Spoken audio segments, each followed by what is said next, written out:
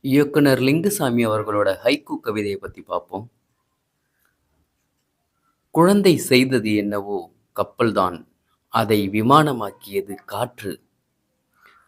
குழந்தை செய்தது என்னவோ கப்பல்தான், அதை விமானமாக்கியது காற்று. செருப்பில் ஏறிப் பார்த்து காலுக்குப் பொருந்தாமல் இறங்கிச் செல்கிறது எறும்பு. செருப்பில் ஏறிப் பார்த்து காலுக்குப் பொருந்தாமல் இறங்கிச் செல்கிறது எறும்பு. குழந்தைகள் விளையாடும் மரத்தடியில் பழத்தை நழுவ விடுகிறது அணில். குழந்தைகள் விளையாடும் மரத்தடியில் பழத்தை நழுவ விடுகிறது அணில்.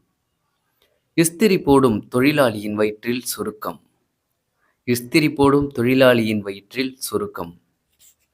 விகடன்ல வந்த இந்த வரிகளை பார்த்து தான் இவரை உதவி இயக்குனரா சேர்த்துக்கிட்டாங்கன்னு இவரே சொல்லியிருக்காரு.